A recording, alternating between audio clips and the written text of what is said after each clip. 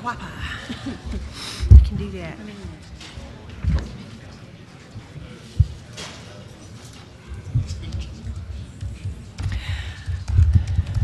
Thank you. Welcome. Good morning. And we're glad to have you at the Air Medical Committee meeting. We'll start with the roll call. Jan Cody. Here. Roberta Corbell. Here. Tracy Fox. Tracy's here. I saw her. Stacy Gregory. Here. Ricky Reed. Here. Jim. Here. Deborah Wallace. Here. And Alicia. Here. Okay, we do have a quorum. So the first item on the agenda, our aerobic clock is not going, which is fine. We'll be finished. We'll be finished before 90 minutes are up. No sweat. I hope. The first item on our agenda is the unlicensed out-of-state EMS providers transporting patients into the state and assisting Texas licensed EMS providers with patient care during in-state transport, and the questions that go with that. I was hoping during the EMS committee we would get some answers, but we didn't. So that one we'll just continue on the agenda with, unless someone has some extra insight into that.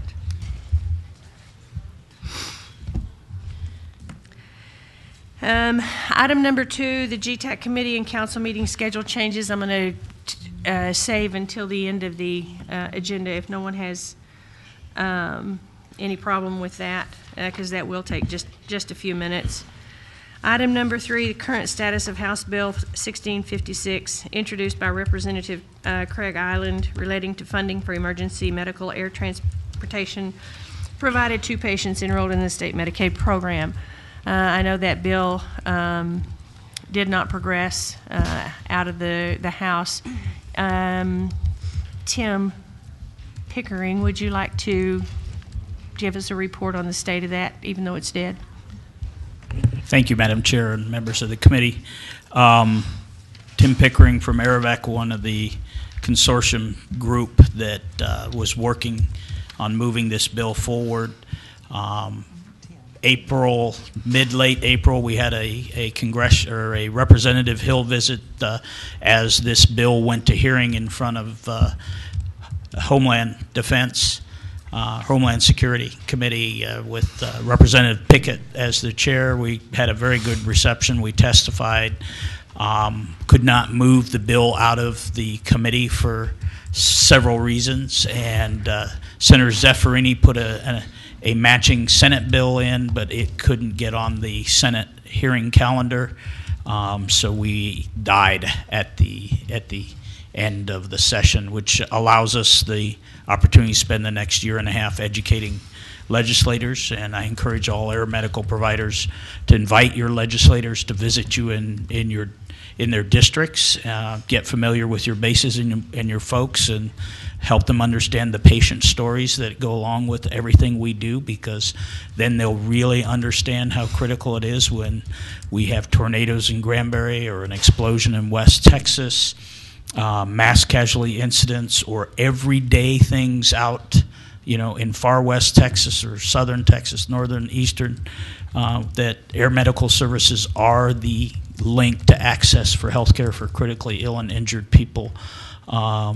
And along with our ground operations as well, we work together, and this is a method that will help ensure the ability to like I said, have 12 helicopters respond to West, or I know last night the weather was too bad to fly, but the crews on the ground in Granbury all responded and worked as part of the triage system, and same thing in West. So that's where we sit, and look for more stuff coming in the next year and a half, because we intend to put another version of this language forward. Thanks.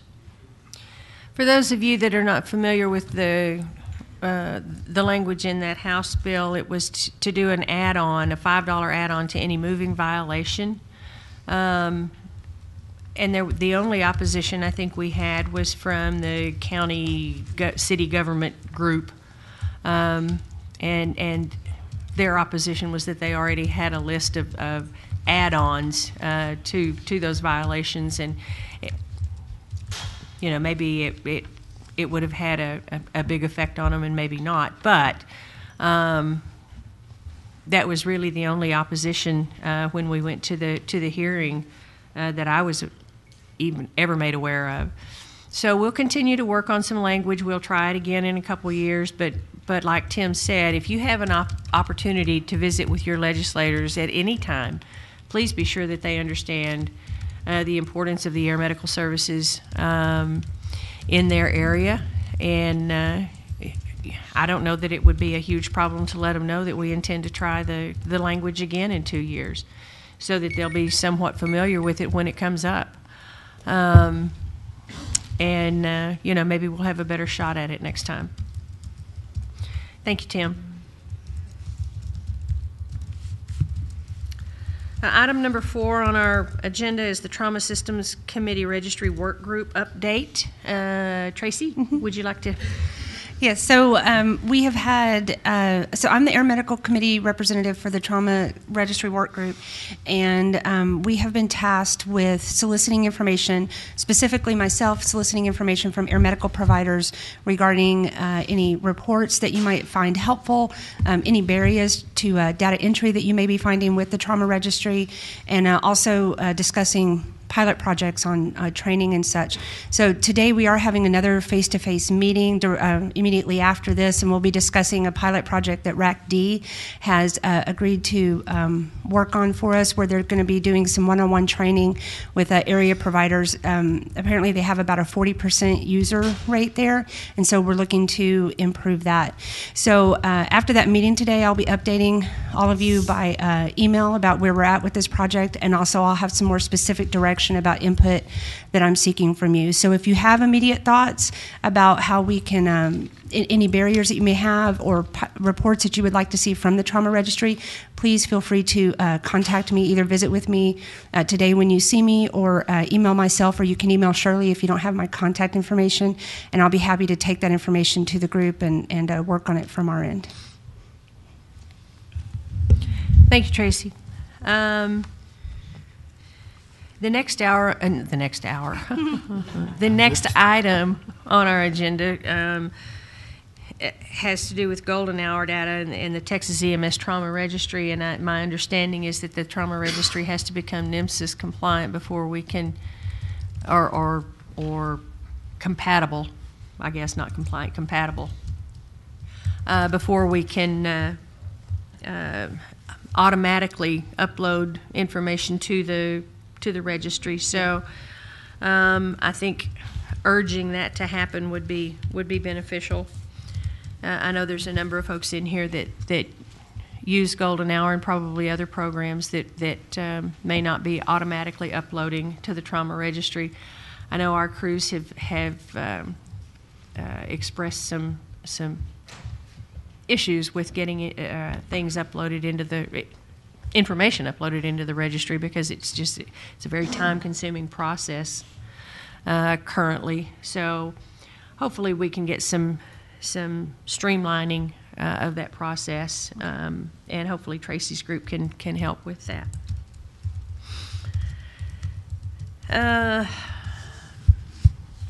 Any other comment on the Trauma Registry? Jane, are we going to do a data thing? I don't have it on my agenda for the Trauma Registry, the data that's available on the registry, the reports and what have you. I know they've done them in some of the other committees.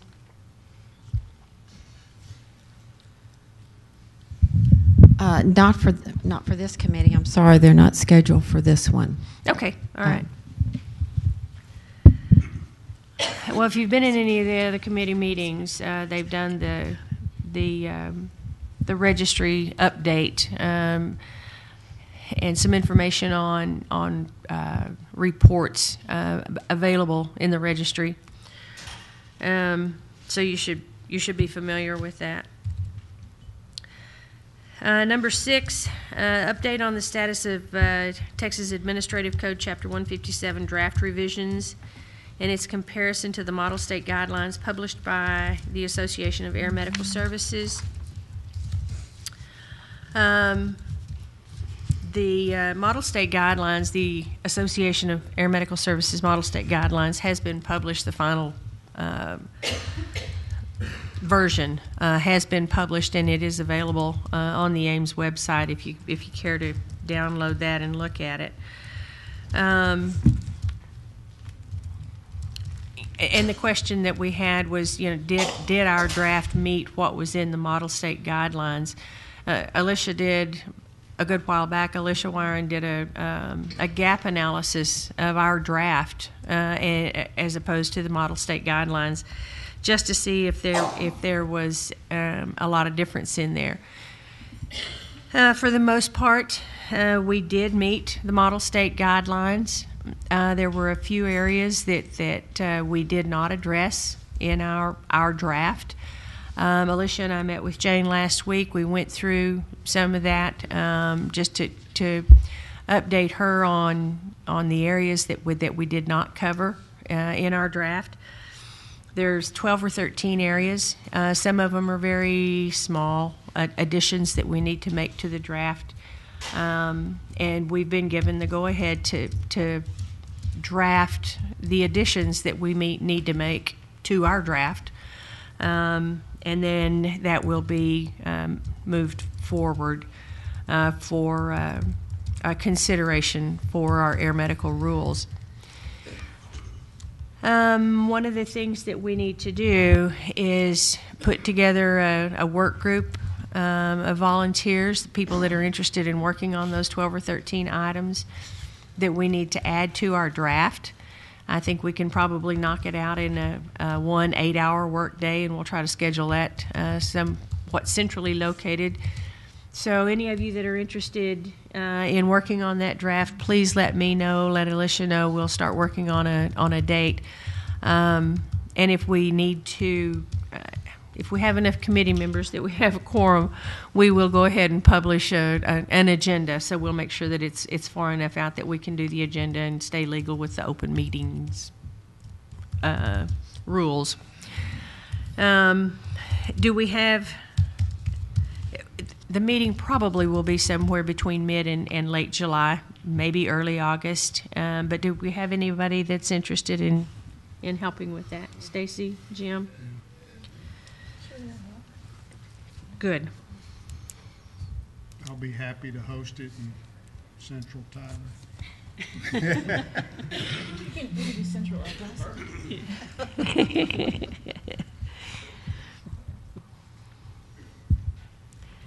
All right. Anybody else? Okay. Alicia, do you have anything to add to the discussion here? No, I don't. Hello. Okay. I don't really think so. We've had these guidelines out there since about 2010. I think August of 2010 was when we had finalized them last time. I think they're very pertinent. There are still things that people believe in. It'd be great to take it back to the table, put some updates in there, open it back up, and get that consensus again and take a look at it and resubmit it. So I'm excited about it.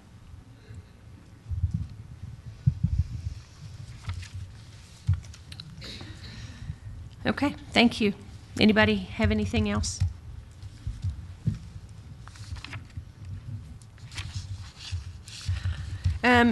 If nobody minds, I'm going to back up here just a minute to the item number 1 on the agenda. And just what I forgot to mention to you was that there were some questions submitted regarding the regulation of out-of-state air medical providers bringing patients into or out of Texas. There were 8 questions that were submitted to Mr. Bishop before he left us. And we will until we get those questions answered. I think we're not going to be able to do anything with that whole discussion. So, if you want to see a list of those questions, I have them. Dudley has them. I'd be glad to share those with you. I did talk to Jane last week, and she advised if we went ahead and sent them to her that we could probably start working on an answer from Dishes on those. Okay, all right. We'll make sure that that happens.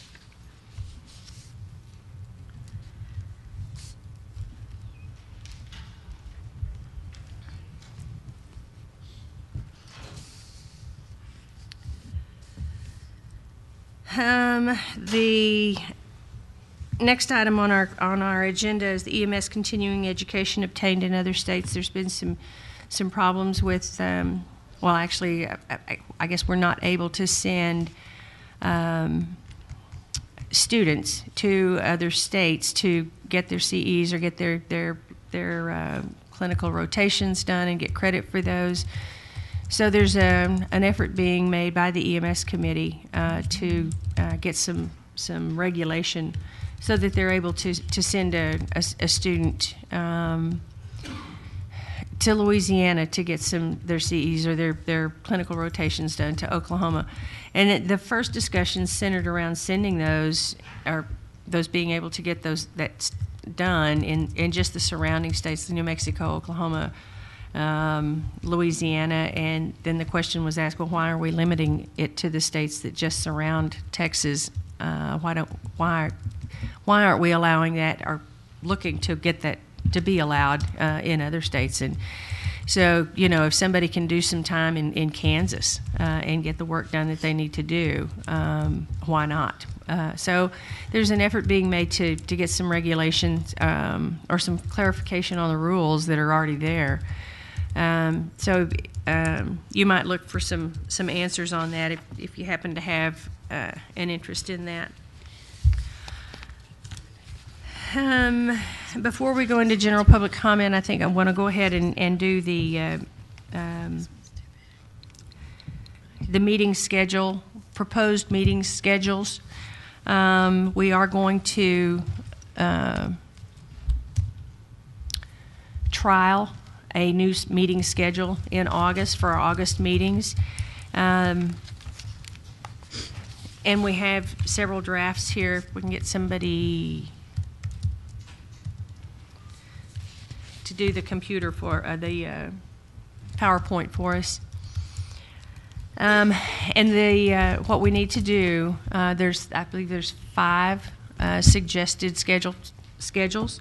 We need to, as a committee, rate these or rank them from most favorable to least favorable. If you've been to some of the other committee meetings, you've seen the suggested schedules, and it's been brought up that the one that's not on there is to leave things as they are. So we'll go through these real quickly and get them ranked as soon as we get them on the screen. I'm sorry, you have challenged. That's quite all right. I'm glad you're doing it, not me.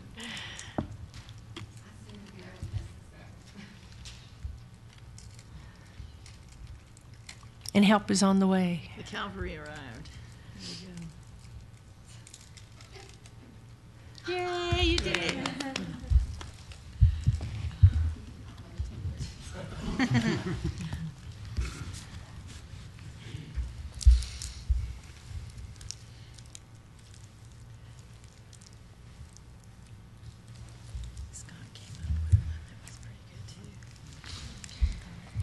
Okay, so generally, all the schedules begin with a 1-hour GTAC meeting. It allows for 10 committee meetings, and then begin the second day always at 8 a.m. and then end with a 2-hour GTAC meeting. The purpose of the beginning with the 1-hour GTAC meeting is so that we can get all of the state reports done. Everybody hears all of that at the same time instead of repeating it at all the meetings. We'll get that done. There will also be some discussion from the committee chairs and to the council as to what their charges are for each meeting, what their agenda items are, if there's things that what might be brought to the council as action items, just those kind of things, just a general information meeting, and then go into the committee meetings. So the first option Schedule option A begins day 1 at 1300 hours with the general 1-hour meeting. Then there would be 4 committee meetings that day that are each an hour long. On day 2, there would be the committee meetings that are each an hour long, finishing up at 1400 to 1600 for the 2-hour council meeting at the end of that day. There is no allowance in that schedule for lunch, so you have to brown bag it or just sneak out and get your lunch as you wish. Option B is pretty much the same schedule, except the meeting times are 50 minutes rather than an hour. So that gives you time to clear the room, refill the room, get a drink of water, whatever. But it is basically the same schedule, except for the 50-minute time frames. Is that right? Yes. Okay. Schedule C begins day 1 at 10 a.m. With the council meeting.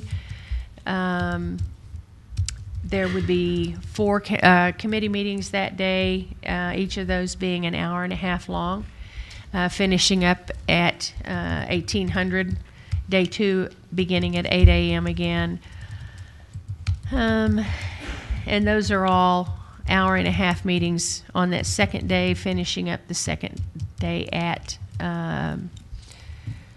8 p.m. After the council meeting, and there is 12:30, 13:30. There is an hour built into the second day for lunch. 13, and there is an hour built into each day for lunch. Option D begins the day at 9 a.m. With the general council meeting. The first 5 meetings on that day are all 1 hour. No. There's a mixture of 1 and 1.5 hour meetings. I'm sorry. And then there is a lunch hour built in. Day 2 beginning again at 8 a.m. And then the mixture of 1. Those are all hour and a half meetings on the second day. And then an hour in there for lunch, finishing up at 18:30.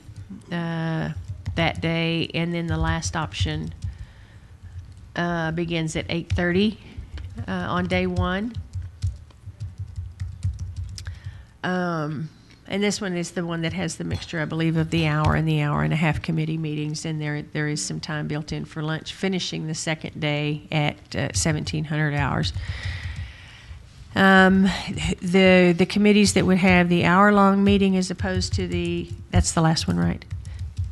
The hour-long committee meetings as opposed to the 1.5 hour meetings. There's not been anything set in stone as to how that would be divided up. Some committees feel like they'd only need an hour for their meetings. Others feel like they need an hour and a half or 3 hours, or however they get through those meetings. It might be done on a rotational basis. Might be done. We rotate meeting times anyway. Might be done on a rotational basis. Might be done on an as-needed basis. But just because you say we typically only need an hour for our meetings doesn't mean that you're locked into that hour and couldn't get an hour and a half slot if you felt like you had a need to do that. So, in summary, there's the 5 options up on the board. The time that day 1 begins, the time that day 1 ends, the time that day 2 ends, whether there's a lunch hour or not, and then the 1 hour meetings and the 1.5 hour meetings. Option A, day 1 begins at 1300, ends at 1800. Day 2 ends at 1600. There is no lunch, and there are 10 1-hour meetings.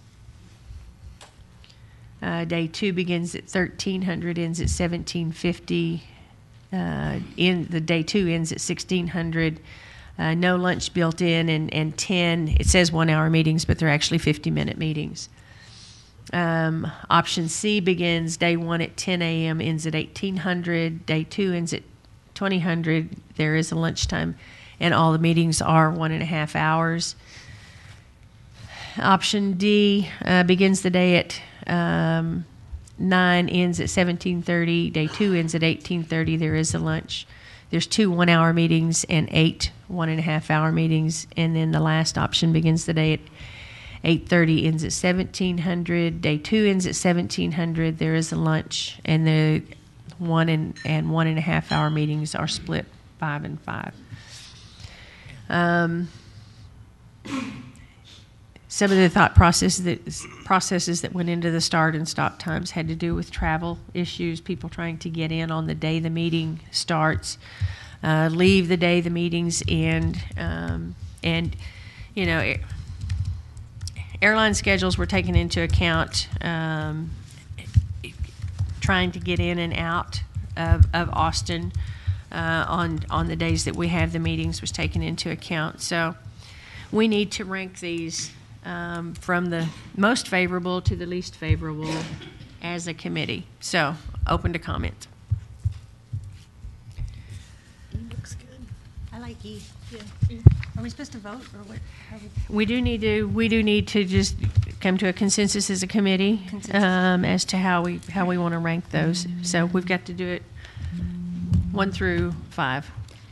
I know, Shirley, in the past, one of the things I haven't heard brought up, I have heard a lot of conversation about lunches, that we either need a break for our brain for lunch or an opportunity to interact with others at a time that we're not missing a meeting, to be able to do that.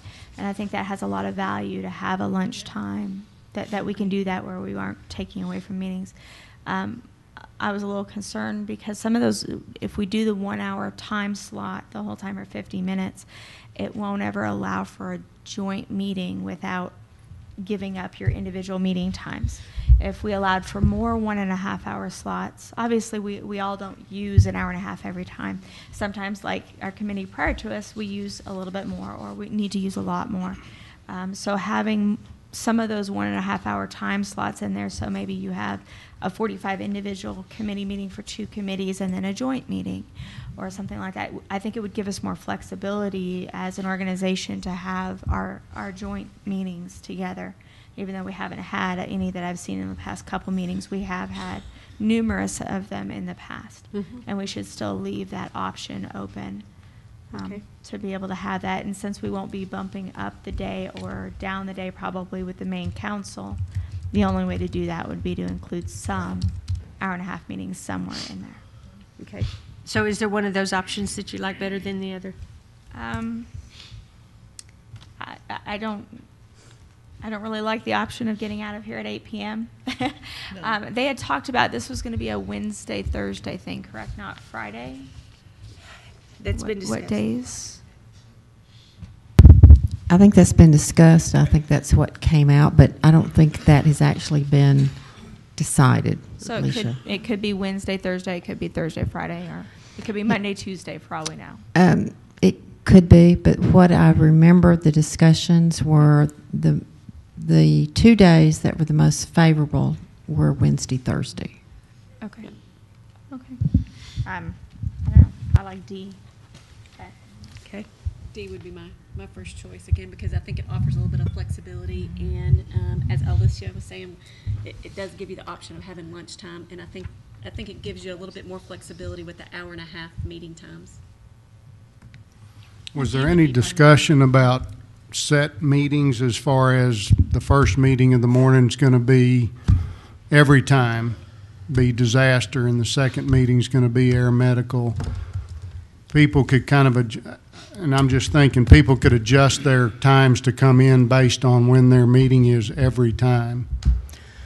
I think that's probably a discussion that would come after we do this. Okay. Then what would it look like? I don't think any of that is out of the discussion. There's been nothing that said we're not going to do that. Okay.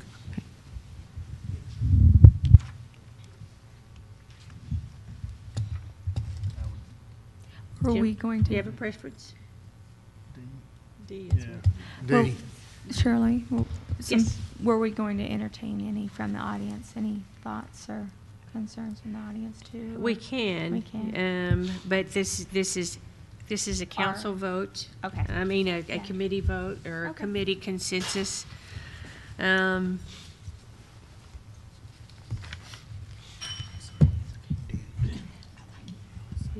You like D the Yeah, best. I like D and E, they're the same. Well, I mean, well, they're not the same, but they're almost the same. I mean, you've got 2 as opposed to 5-hour meetings, so it's like either one's fine. Either one's fine with me. Yeah, as long as you have that, I think that lunch is important. I think it really is to visit with folks, and that's where you actually get the work done. So. And I think if we only have the 2-hour meeting options as opposed to 5 and 5, I think that does build in a little flexibility so that if we do run over, we're not like crazy running behind. So, if the meeting doesn't take an hour and a half, great. But Okay. I would say that, consistently there's probably at least a couple of committees, and maybe we base it on agendas or luck of the draw or whatever. I don't know. But D or E would be acceptable with me. I would have to agree with that. Okay. So what I've heard so far is that D is the most favorable, E would be second.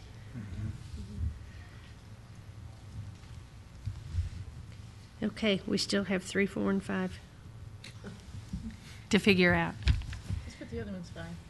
Yeah, I put A as my third choice, only because that, on C, the day that goes, it's pretty heavy and Yeah. goes till 8 o'clock. My personal preference would be that A would be ranked as number 3. I think that C definitely is number 5. I don't Yeah, know C is either the A. bottom. C is last. C is definitely last. Yeah, I like to eat. Okay. And B, I think the 50-minute slots, I think although sometimes it would be fine for the committees, I think 50 minutes is pushing it just a little bit. I think we would But be don't you over. think if you pick A, don't you think you're always going to be running behind? Because there's no Yeah. time. A or B, I think There's no it's gonna time be for, tight. I think Yeah. B more so than A, yeah. there's no time for changing in A. Well, we just have to at all. rank them. That's what she's asking, so. So, 4 or 5. C's 5. Yeah. I've got C is Yeah. 5, A and B, 3 and 4. And we may want to add the caveat that the only thing that we really saw as a big problem was the 8 p.m. ending. If that could be split between days or changed or fixed somehow. I personally don't have a problem with starting at, 10 on the first day and things like. The only thing that I would have an issue with C is honestly the ending on the second day. If that could be changed somehow, then I'd be amiable to that schedule. I think our first flight in from like El Paso, because it's based around getting here. Yep. Not having to Yeah. stay somewhere. Yep. Okay, so I've got D number 1, E number 2, and C number 5. Yeah, there you go. The rest of So it. Yeah, there you go. so I get to pick the other get to two. pick, huh? you Okay. As the chair. All right. So we've got D, E, A, B, C. Everybody good with that? Yes. Good with that. All right. Agree. So there we go. All right. That's all the numbered items we have on the agenda, so we will open up to general public comment. Scott Christopher from Nacogdoches. I'm kind of awestruck in what I just witnessed. It's like deja vu. A year ago, we were presented with a schedule or some schedule options, and the stakeholders had zero opportunity for input. We just had zero opportunity for input with y'all's committee. Okay, so y'all made y'all's decision, but I'm very disappointed in the committee.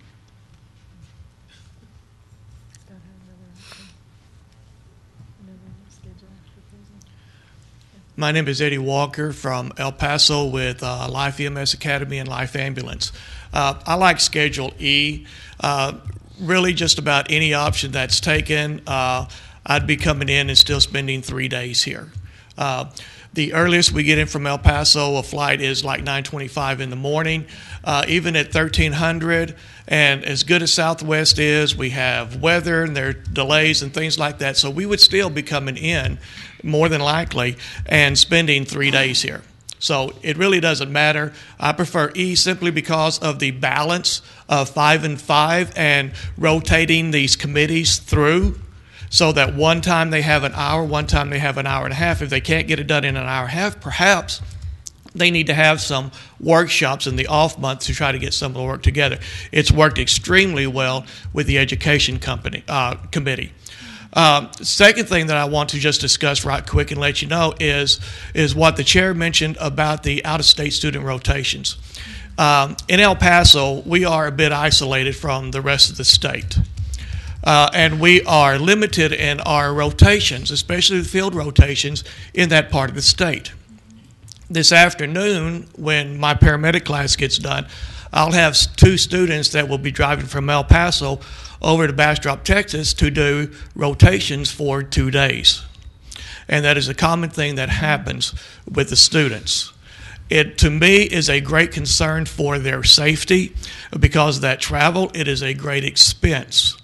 We have to become national accredited for our paramedic programs, and some of what they have in their accreditation is procedures and policies to be able to send students to out of states, and that's something that I've been championing with the Education Committee for almost the last year.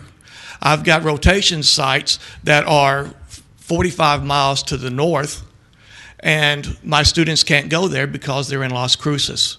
I've got EMS services that are nearby in other states, not just New Mexico, but Arizona, that are willing to take the students. They can't go because it's out of state.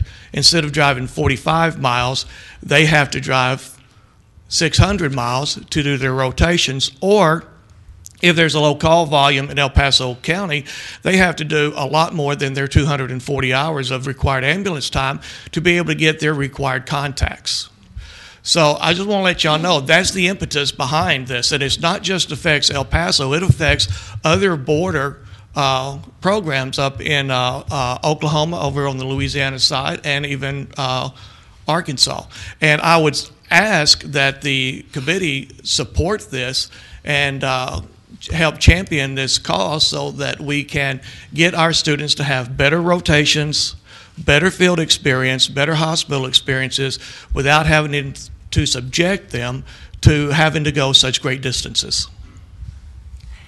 Do you know if the other states around us allow their students to do their rotations in Texas?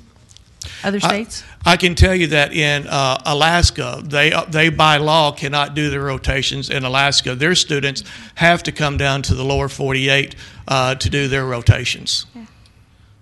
Wow. Yeah.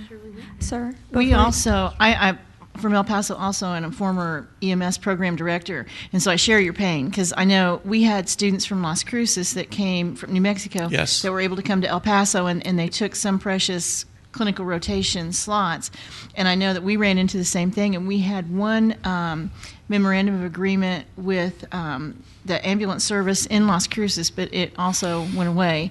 So, you know, I personally would support it, and I'm sure other folks, you know, in Texarkana and that, and I mean, around the state, any border has the same problems.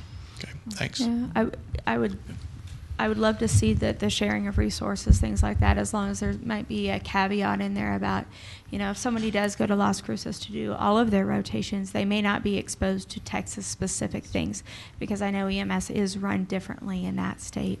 That is correct. And maybe that we have a component that if you participate in something like this, maybe there's an education component that goes with it, that you understand what is different about the system and systems you're working within, whether it be the hospital trauma systems or the ground EMS, that you're not being exposed to by being in Texas. Oh, I absolutely agree with that. And one of the things I have in my policies is that if I have a student, or when I have students that work for a service, they can only do 50% of their hours with that service, because I want them to do it with other services to see the difference in policies, procedures, treatment modalities. Absolutely. Okay, that'd be wonderful. Thank you.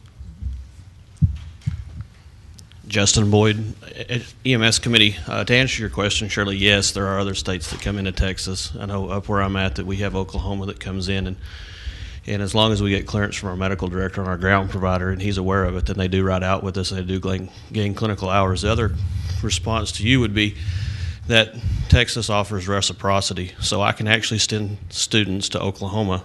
They can actually get their National Registry Certificate through a program in Oklahoma, and then all they have to do is apply for reciprocity into the state of Texas, and they don't actually have to have hours in Texas. So there's a kind of a loophole that exists right there. For us, we actually send them to another state because of the restrictions and the rules that are supposedly in place that we can't get clarification on. But once they become trained and they gain that national registry status, then they just file the paperwork and they're automatically adopted into Texas. It would be wonderful if there was an education component that came in with reciprocity that included for everybody coming in how we are a little bit different here or how we run. It would be. Okay. Is there anything specific that we can do as a committee to help? I know that we talked last time in our last meeting about supporting that effort, but I'm not sure exactly what we need to do at this point to support that. Well, that's a really good question, and I say thank you for asking about that. I think the biggest thing we need to do right now is to have an effective dialogue and conversation with the state as to why we're not allowed to do that now. I mentioned in a committee meeting yesterday that 773, Health and Safety Code, Chapter 773, that regulates us, has a clause in there that says that DSHS, or the Department of Health, I think is actually what it says, can make an exception when it comes to the health and safety of EMS personnel and if it will benefit the population that they serve. 157.32, when it talks about students doing write-outs with EMS services, just does not say Texas EMS providers. It just says EMS providers. So I think it's the clarification of those type of things as to why. All we've been told before was because we said so. And there's nothing, and that's true, and that's what was said. And you also have the liability clause there in 773. So if something happens with a student on an outcome in another state, DSHS will still come after me, my program, and my student. If there's something that occurs with that service, that student reports it to me, I report it to DSHS, and I'd also report it to that state's EMS regulatory agency so that it could be investigated and resolved. So I would really like to have to be able to do this, and the more support that I can have, the better that I would like it. And I think that it is a conversation, a dialogue with the state to get clarification on this. Okay. Thank you. May I chime in?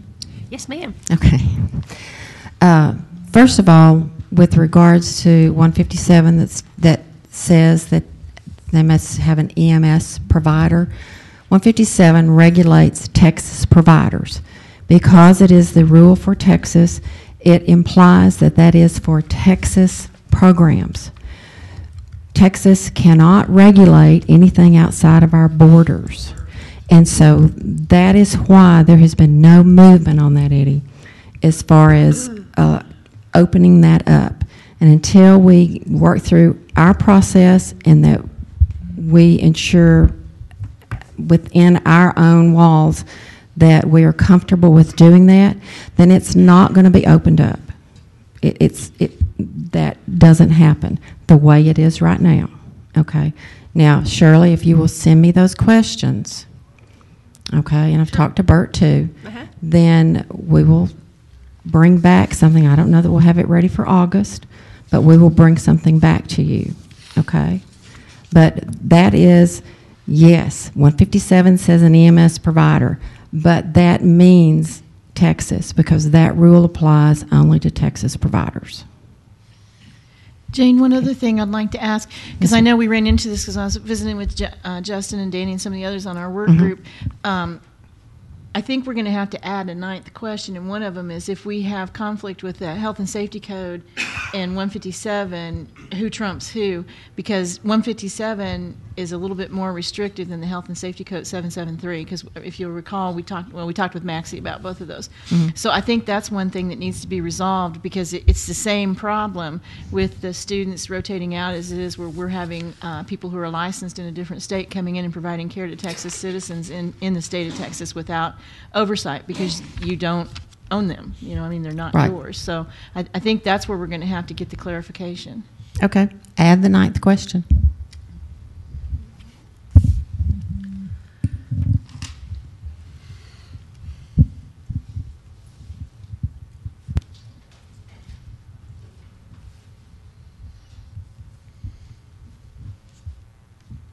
Hi, Steve Solis with Thames. Just want to give a real quick Texas Association of Air Medical Services update. Right now we're in the process of revisiting and rewriting our state disaster plan to include no-notice disasters, obviously because of what happened in West and also what happened last night in Granbury area. We were contacted that there were some shortfalls in communication when it comes to air medical.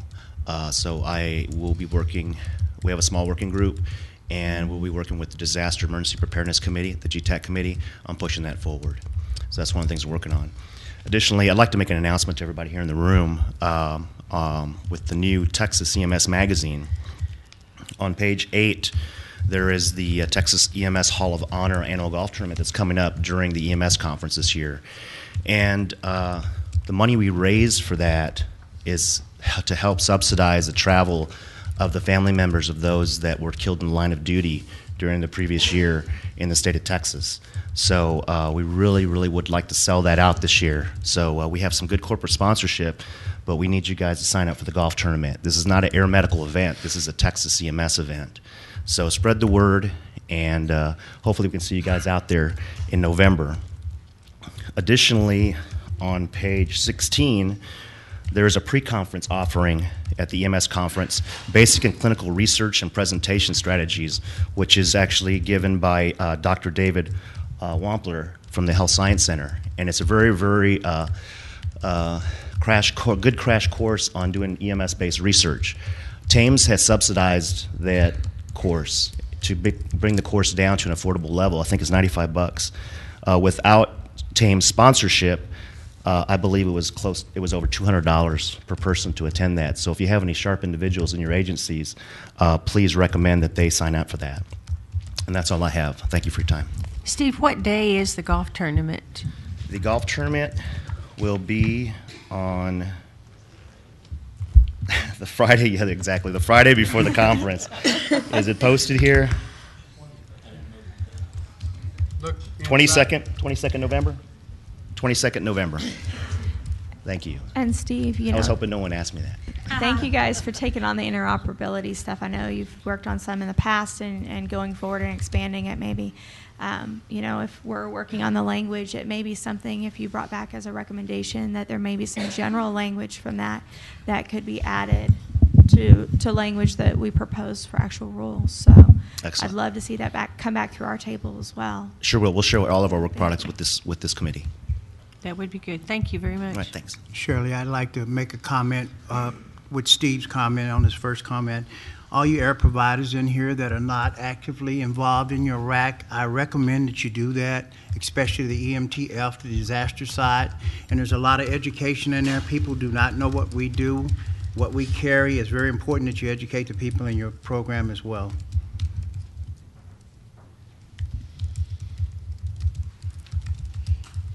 Thank you, Ricky.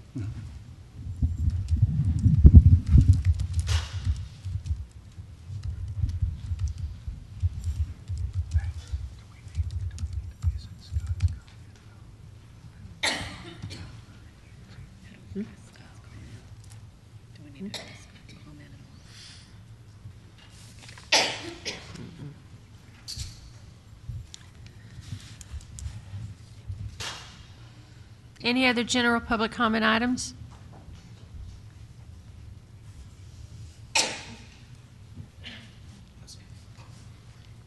Hi, Steve Solis with San Antonio Air Life. We are actually next Friday and Saturday in San Antonio, Texas. We're having our emergency care conference. There's a flyer out on the table outside the room. Hopefully you guys can make it. $50 for the main conference. A lot of good topics and good CE. And we're going to feed you. Thank you. Are you afraid someone's going to shoot you there, Steve?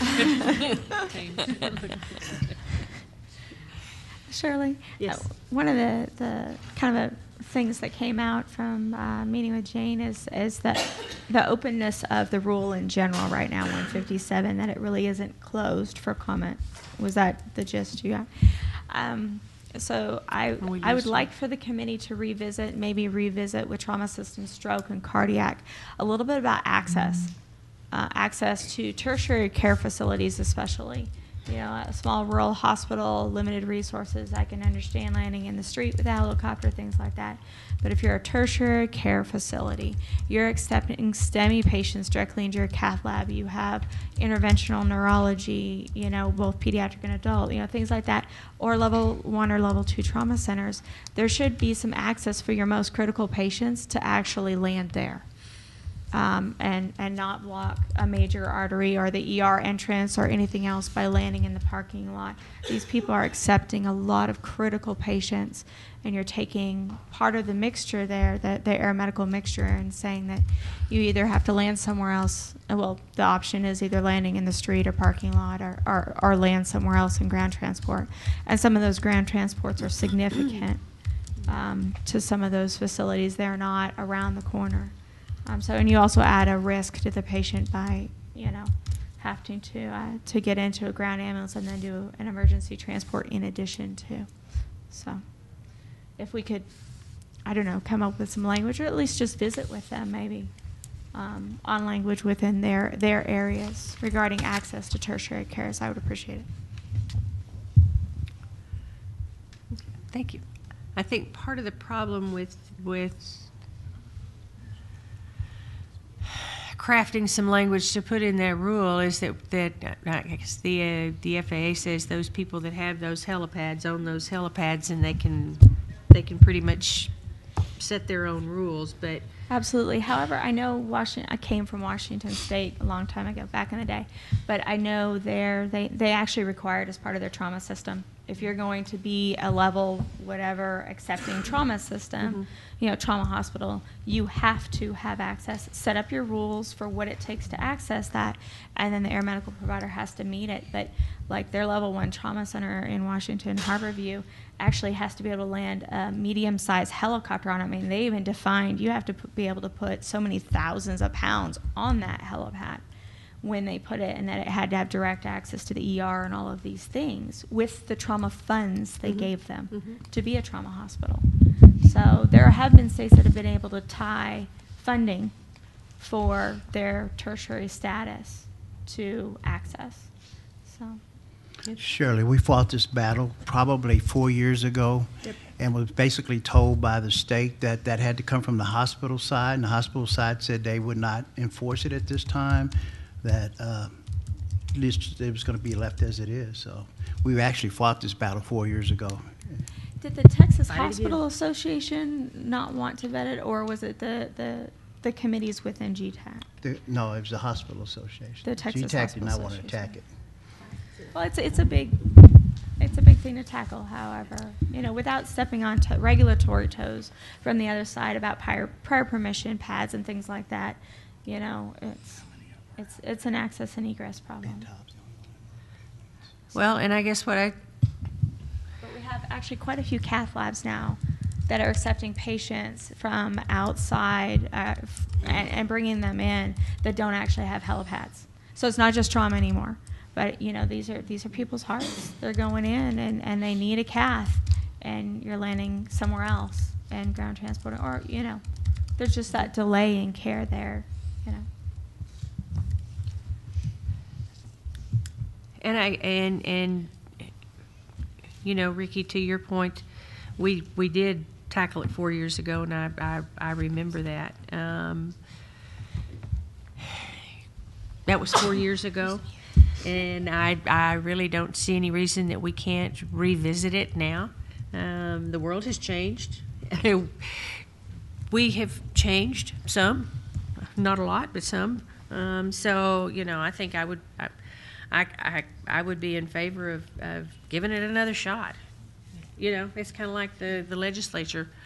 Our House bill died for extra funding, but we'll try it again in 2 years. So, you know, maybe if we hit it often enough or enough times, maybe something they'll realize the importance of it and something will change. And I think it's probably worth a shot. We could borrow some language from some of the other states, because I know New Mexico has that requirement that if you're going to accept, you know, trauma patients, and now they're looking at the STEMI plan for New Mexico, that you have to have access. So I think that maybe, you know, time is right. If we look at their language, good that might thought. give us a guide. Right, at least open up the discussions again to keep it on the forefront of folks' minds. Part of the problem is the definition of access. Well, yeah. Yeah. Reasonable access. Reasonable. That's the definition. Well, and we have some definitions that we've already done, so maybe we kind of go back and make sure that we have the right definitions in there also. Okay. Do we need to create a work group outside of this to begin drafting some language to start discussions, or? Well, we can make that part of the work group that's going to go back and address the rules, the draft rules, and if this is something that we want to see about adding in there, then I think that work group can probably go ahead and take care of that. We might end up with two work days instead of one, because that right there could take a whole day in itself, I think. Doing Central at Corpus on the beach. Now that's an idea. Port Aransas. There you go. Okay, the work group's going to meet in Port Aransas. So for all of you that did not volunteer, gee, I'm really sorry. Okay, any other general public comment?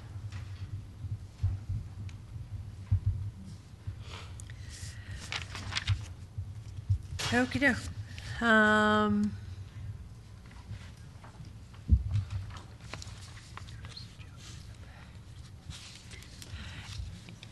Scott, just let me quickly, is he still back there, address the no input on the schedule changes from the audience. That basically what this is just some ideas that we've been given on schedule changes. Nothing is set in stone. We were charged with coming up with a list, most favorable to least favorable. The numbers will be taken from each committee as far as how they're ranked for a trial at the August meeting. And there will be time for comment. Maybe we don't even have the right formula yet. I don't know. So it's certainly not anything that's a closed issue. It's going to be open, and it's going to be open for a good while. I don't see any hard and fast rule changes or schedule changes coming with that anytime soon. Just because we don't do anything quickly. So that's, you know, I know there are issues with every one of those. There are good points and there are bad points, and I don't think that the issues that we as the committee members have are hugely different than the issues that the whole audience has with those schedules. We have representation from all over the state, basically here. I mean, we've got, you know, Houston and Lubbock and West Texas, El Paso and East Texas over in the Tyler area. So we've got representation from clear across the state and almost every area. So really I don't think there's going to be a lot of issues that the audience is going to have that we don't have. And like I said, there's certainly nothing set in stone. Time for comment once we give this, whatever we come up with, a trial. I don't know whether there will be a trial of the second most favorable after that. I don't think it'll happen in November because of the conference. So we've got some time down the road. You know, and like I said, maybe we don't even have the right formula. Maybe the general consensus will come up that nobody really wants to change. And I think the whole committee, the council members, some of the council members were hearing from our members, from everybody that attends, that because they have extra meetings to do during the week. They have TTAF and they have trauma coordinators and they have multiple meetings to attend, and they end up coming in on Sunday night and stay until noon Friday, and it just makes for such a long week. And what we were asked to do is take that out of the equation, those extra meetings out of the equation. Those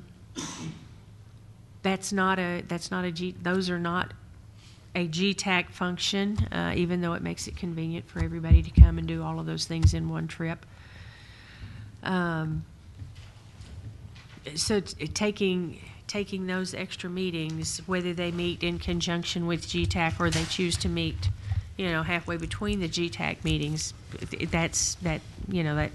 that has to be taken out of the equation, and it's what we do. So as far as time for general public comment on the schedules, there certainly will be time to do that. My intent was not to exclude the audience from that decision-making process, but it like I said, there will be time for comment, and we were asked as a committee to rank those. So that was what my intent was to get the ideas from the committee. Okay. Well, the first thing I want to do is apologize to the committee if I spoke out of turn a while ago. It was a knee-jerk reaction, I guess. So my deepest apologies to the committee. Thank you very much for that explanation. I've not heard that explanation. That explanation was not provided yesterday at any point in any of the committees, with the exception. I didn't attend the EMS Education Committee, so I can speak for all that's other where ones. it was. No, I'm just kidding. But I guess the point I'm trying to make is I was not personally exposed to any of these 5 options before I got to Austin this week. Okay, so it's kind of like we're throwing them up, and it's not just me. To some degree, I don't know how fair it is. I don't know if the committee members have even seen them before we rang the bell today. So, I mean, I think we need a little time to digest them a little bit to make sure we cover all the goods, bads, and uglies of them, and just like I say, it was prior to your explanation, it was perceived that we're going to pick one of these 5, like it or lump it. Okay, so and I just don't want to go down that path because we did that a year ago. Yeah, no, it's strictly a trial in August, and honestly, I can tell you the intent was to get those on the meeting documents page. The intent was to get those on before everybody came to Austin. It just, time got short and it didn't happen. So, like I said, nothing is set in stone. It's going to be a work in progress here for a while. So is it okay to ask if they agree with the ranking that we chose for the folks that generally come to this meeting? Oh, sure. And the question Stacy had was just to ask if the audience agrees with the ranking that we came up with. So, I can ask. The ranking that we came up with, number 1 being the most popular, was Schedule D. Got to thinking, heck, I might as well give you my opinion, right? What you talking about, Scott? Please do. Hey, I got an option. It's another option, and I wish we had it dialed up, but try to follow me on this. Day 1, start. Well, first, here's the concept. I don't know that, prior to the disaster meeting a while ago, I didn't know there was anything magical about 60-minute meetings or 90-minute meetings. So what I was going to do is compromise and say, let's make them all 75-minute meetings, hour and 15 minutes, okay? Started at 11:30. That gives the people that are flying in that morning plenty of time to get here, okay? Have the 1-hour GTAC blast off, 11:30 to 12:30. And then from 12:30 to 8 o'clock at night on day 1, not day 2, do 6 75-minute meetings. Start at 8 o'clock on day 2, finish up those 4. That puts you at about 1 o'clock, finishing up the subcommittees. And you can either do one or two things at this point. You can either take an hour for lunch and then come back and do a 2 to 4 GTAC closeout meeting, or skip lunch and just do a 1 to 3 thing, and everybody's out of here at 3 o'clock. So, the other thing that I like about that option is if there's work groups or TTAF or somebody that needs to meet, well, there's opportunity for them to meet before 11:30 on day one. May make them come in the night before, but then also you could meet after 3 o'clock on day two if you just really needed to. So I got that drafted up on my laptop. So I just wanted to share it with the committees and stuff. It's option F I heard was keep it like it is, like we're doing it now. So I guess mine would be option G.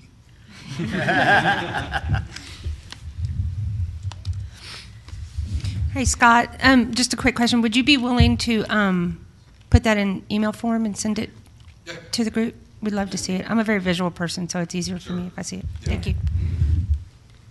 And I would urge you to also submit that to the council for consideration.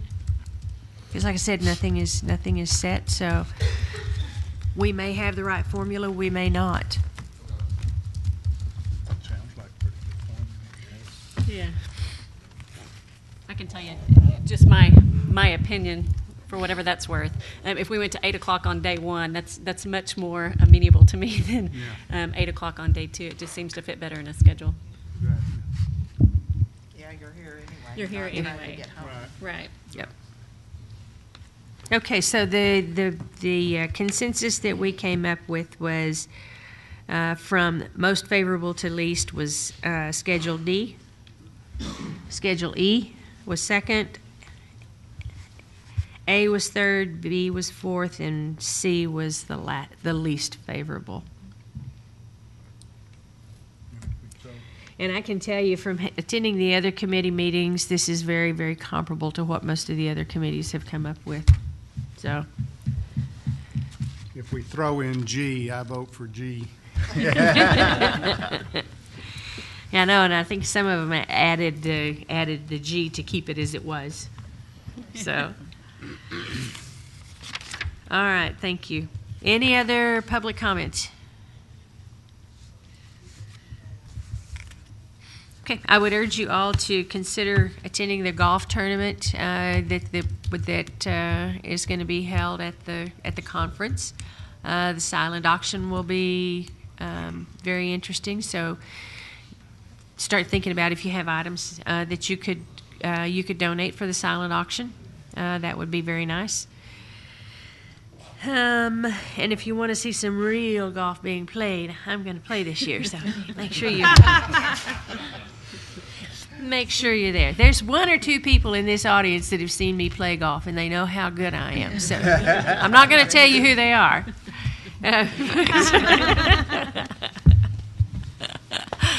All right. So for our next agenda, we will have, and I may not have this in the right order, but we will have. We will send the questions to Jane and make sure that we add question number 9 and then see if we have some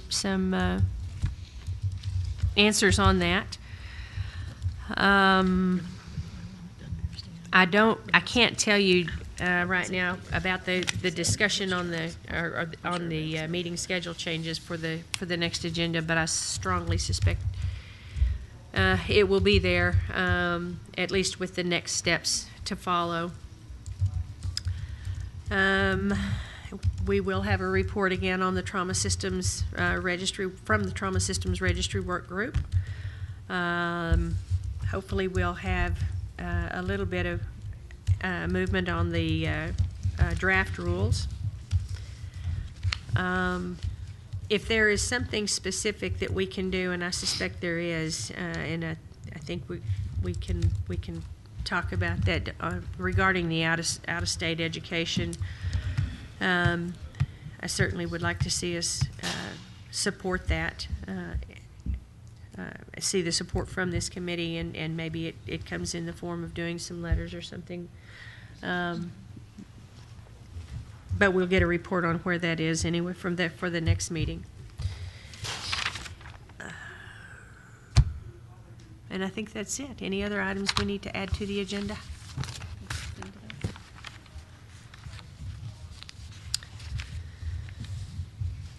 Okay, and the next meeting date's I have written down somewhere, it's in August, towards the end of August, 21st or something like that. 21 through 23. 21 through 23, okay. So it'll still be the same next time. Anything else? All right, meeting adjourned. Thank you, everybody.